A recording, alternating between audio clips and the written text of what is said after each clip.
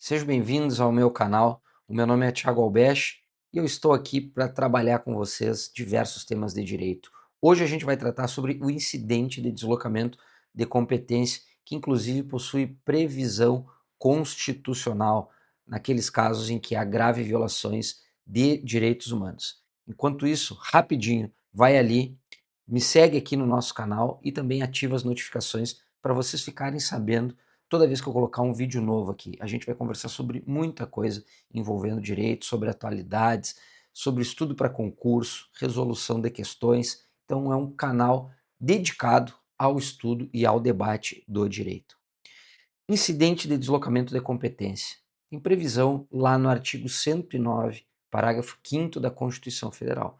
O incidente de deslocamento de competência, ele serve para deslocar a competência da Justiça Estadual para a Justiça Federal, toda vez que nós estivermos diante de um caso de grave violação de direitos humanos e tiver a possibilidade do Brasil ser condenado em razão da não proteção desses direitos humanos que foram firmados por meio de tratados e convenções internacionais. O que é importante perceber? Primeiro, nós temos uma competência estabelecida na Constituição para decidir sobre o incidente de deslocamento de competência. Quem decide se o caso será federalizado ou não, ou seja, se passa da Justiça Estadual para a Federal, é o Superior Tribunal de Justiça, o STJ.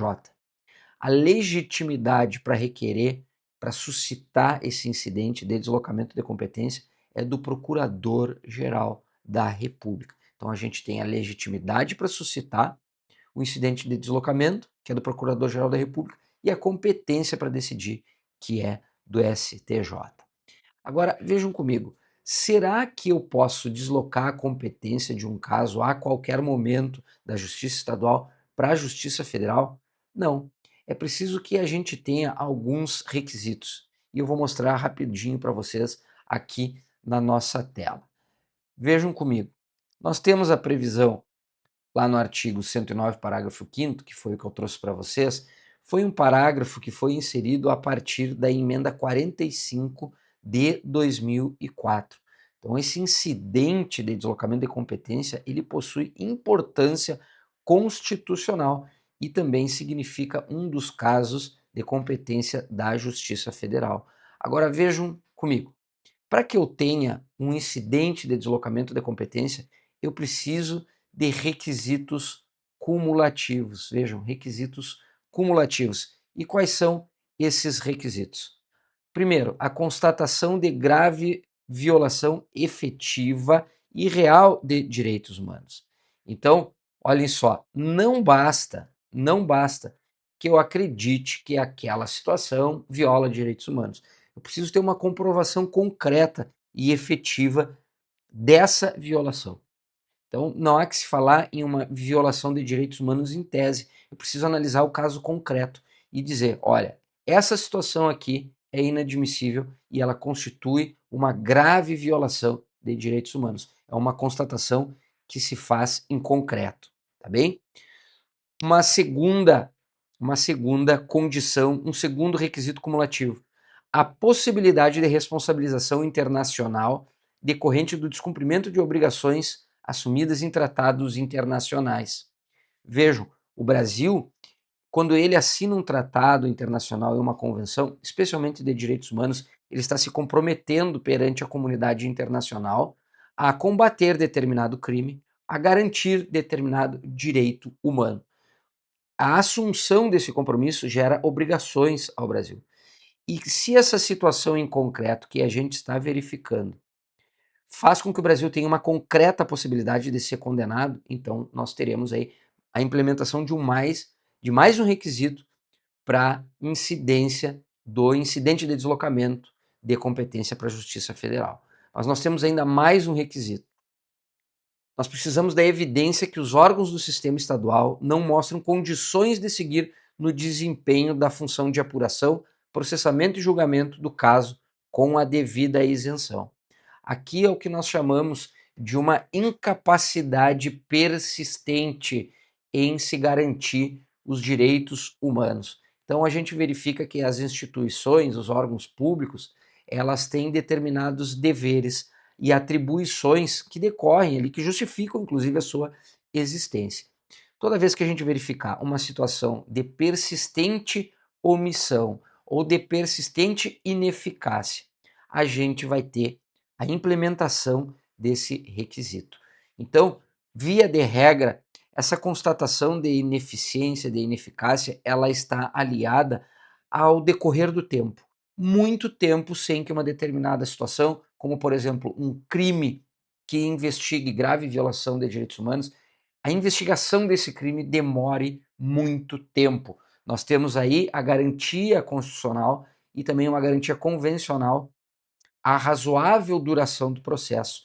E esse princípio e essa garantia também se aplica, inclusive, às investigações, que aí a gente trata do inquérito policial ou do procedimento investigatório criminal, que são dois expedientes ainda administrativos. A duração razoável do processo, ela também se aplica a procedimentos, a processos administrativos, então não é diferente no âmbito da investigação.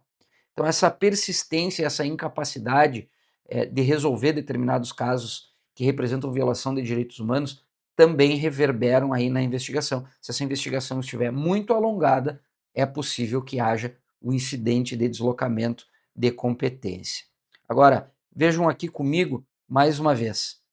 Nós tivemos, e agora vamos para um caso concreto para vocês entenderem, nós tivemos um incidente de deslocamento de competência número 31, em que o STJ fez uma análise sobre fatos ocorridos lá no presídio de Pedrinhas, no Maranhão.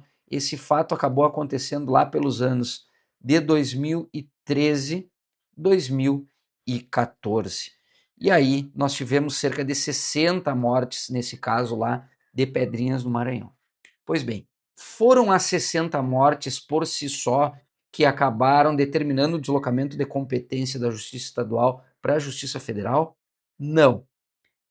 As 60 mortes dentro do presídio de Pedrinhas, sim, podem ter representado uma violação de direitos humanos, mas é preciso que haja uma constatação de que lá na esfera estadual não houve a contento ou a investigação ou o processo e julgamento desse caso. Vejam, no incidente de deslocamento de competência número 31, o STJ ele acabou dizendo o quê? Que houve uma superficialidade nas investigações e que a inércia investigativa foi considerada como uma manifestação de uma incapacidade estrutural do sistema de justiça estadual. Vejam, uma incapacidade estrutural. Essa expressão incapacidade estrutural, ela dialoga diretamente com o chamado estado de coisas inconstitucional. Um estado de coisas que foi considerado existente pelo STF na situação carcerária. Então o Brasil ele vive um estado de coisas inconstitucional porque há uma incapacidade estrutural de todos os órgãos, seja também de todos os poderes do poder executivo, legislativo e judiciário e dos órgãos que compõem o sistema de justiça criminal, em dar um tratamento adequado à questão carcerária no Brasil. Então, vejam, o estado de coisas inconstitucional conversando com um caso concreto em que houve o incidente de deslocamento de competência. Então, precisa aí de requisitos cumulativos, não é qualquer violação de direitos humanos que passará automaticamente para a competência da Justiça Federal. É preciso que eu tenha uma persistência nessa incapacidade de dar uma resposta adequada a determinados casos e, com isso, proteger direitos humanos a que o Brasil se comprometeu perante a comunidade internacional de salvaguardar. Ok? Então, esse é o nosso vídeo de hoje sobre incidente de deslocamento de competência. Peço que vocês deixem o like aí e também façam comentários para que o nosso canal continue crescendo e a gente possa conversar cada vez mais e mais.